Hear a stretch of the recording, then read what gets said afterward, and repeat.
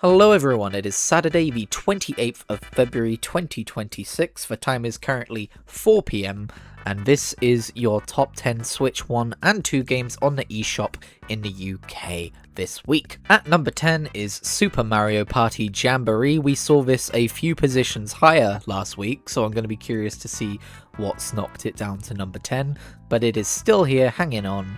And who knows, maybe it fluctuates upwards and downwards over various weeks. This is only week 2 of me doing this. At number 9 is Disney Dreamlight Valley, still on sale for £23.44, which is probably helping its place, although it is a pretty good game. Although once again, I have no idea how well it runs on the Switch 1 or 2. At number 8 is Animal Crossing New Horizons, and this has definitely fallen down a few positions in the charts.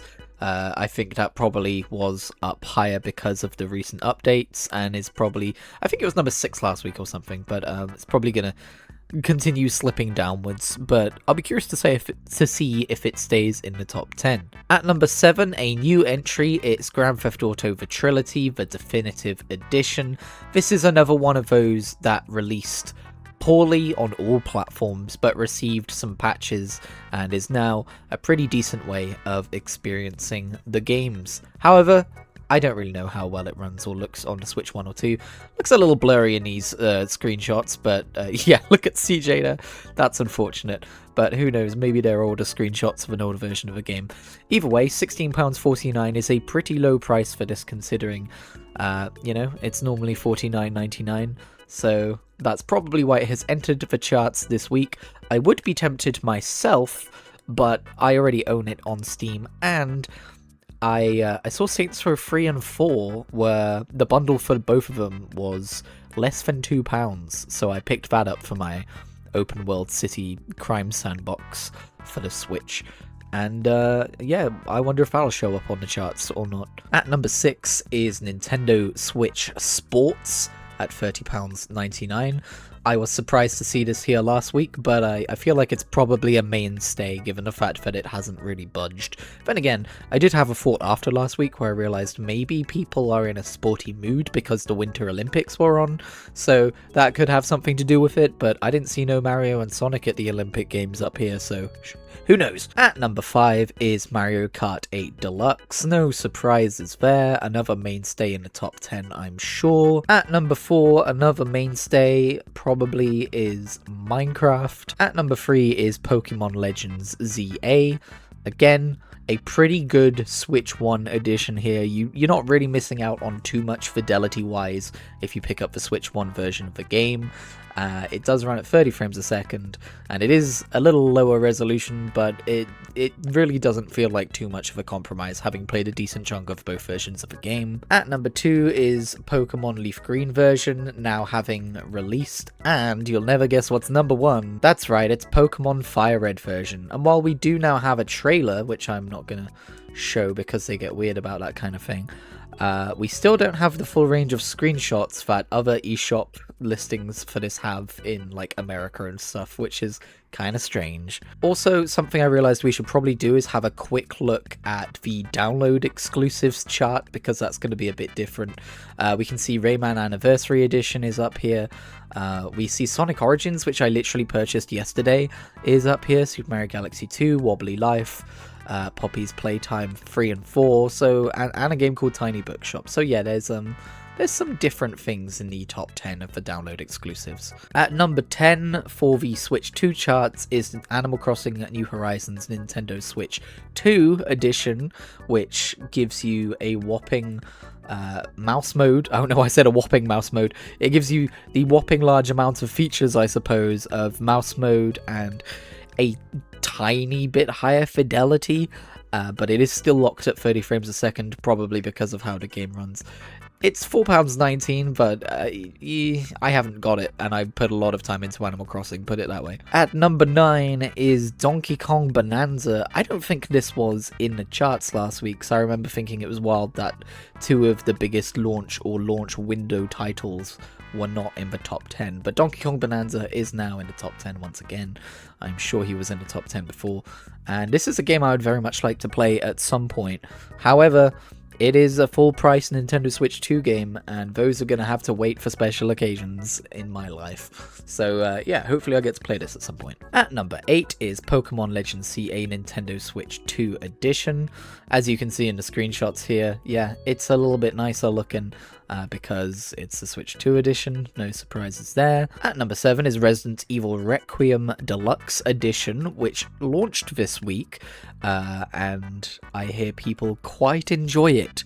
She still doesn't look very happy, does she? Not having a great time, I imagine. But I unlike the people who play this game, who probably are having a pretty great time, except for when they're also as scared as this lady right here. I don't know.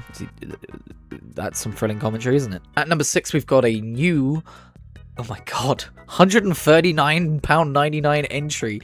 WWE 2K26 Monday Night War Edition. Okay, available for pre-order. It comes out on the 6th of March, so that'll be next week. And it's an expensive edition of this game, but it is in the top 10, so I guess people really like WWE games.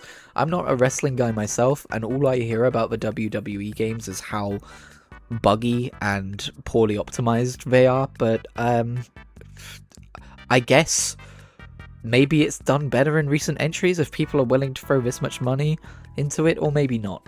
Human nature is a funny thing, isn't it? At number 5, our previous number 1, if I remember rightly from last week, is Mario Tennis Fever, which has had its kind of launch window now and will inevitably slip down the charts as a Mario sports game. It'll be something that remains popular among a niche group, I feel like, but the people who were here to check it out as a new Nintendo Switch 2 game with a first-party IP and stuff, they probably had their fill, or at the very least, they've all bought it, and you're not going to have too many new purchases anymore, which is how charts work, isn't it? At number 4, having released this week, is Fallout 4 Anniversary Edition, and I talked about this a bit last week when it was a pre-order, but this is something I would quite like to have on the Switch, but not for £52.99. All the same, I've been watching reviews of it, I've been watching some side-by-side comparisons of the different modes. It has a 30 frames a second mode, a 40 frames a second mode, and a 60 frames a second mode. And people, broadly speaking, I've taken the temperature of various online discussions, seem to be pretty pleased with it. I have heard from a friend, I haven't verified this, but I've heard from a friend that they are going to be implementing DLSS as a means of improving the performance and maybe, you know, enhancing visual fidelity of some of the higher frame rate modes.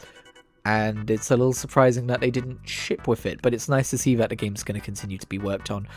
Again, I mentioned this last week, this is a game which I'm going to keep an eye out for and probably pick up when it's on sale for 15 quid or something. At number 3 is Resident Evil Requiem, the base edition of the game for £64.99. I've just realised, base edition for £64.99, that is as expensive as Mario Kart World. Alright, guess that's just what we're doing nowadays. Cool. At number 2 is a Resident Evil Generation Pack, which I suppose is an even better offer than I thought it was a couple of weeks ago, last week, because it's £84.99, so it's only £20 more than the base game, and it gets you Resident Evils 7 and Village as well, which are probably, I don't know if they're £65 each or not.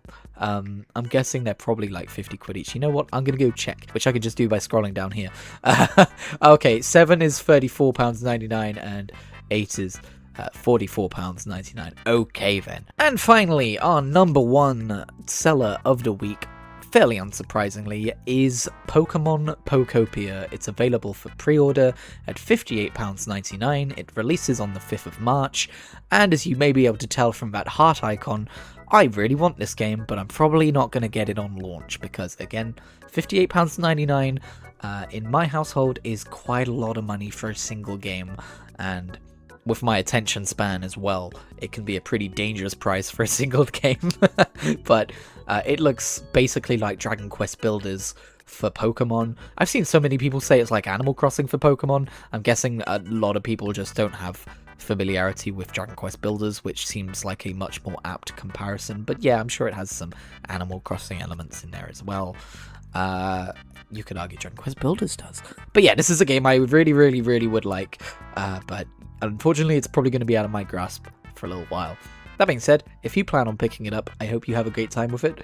And yeah, this is a Nintendo Switch 2 exclusive game, I should mention as well, which is why you didn't see it in the top 10 charts for the Switch 1.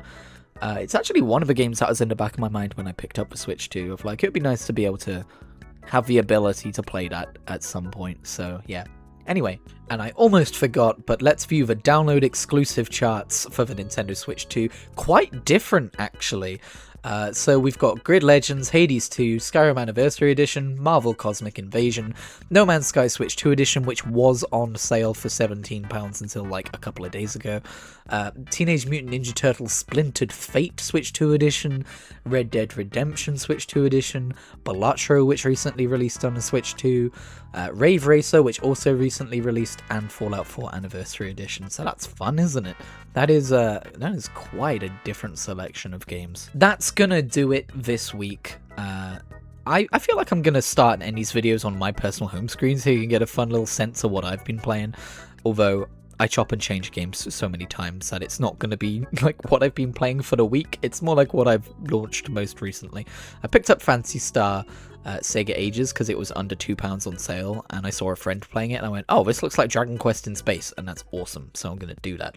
And then I picked up Sonic Origins because it was £8, and I was like, I mean, I could do a whole video on this. I've never been a big Sonic fan, but I do have fond memories of playing Sonic the Hedgehog 1 on iOS many years ago, so I was like, hey, this is an opportunity to do that with proper controls, and also obviously it contains Sonic 2, Sonic 3, and Sonic CD, so yeah, it's I've been enjoying it, so that's what I've been up to alongside all this. Saints Row did not make it to the charts. I'm guessing it goes on sale for that deep quite a lot, and it is pretty old at this point, so shrug. Anyway, thanks for watching.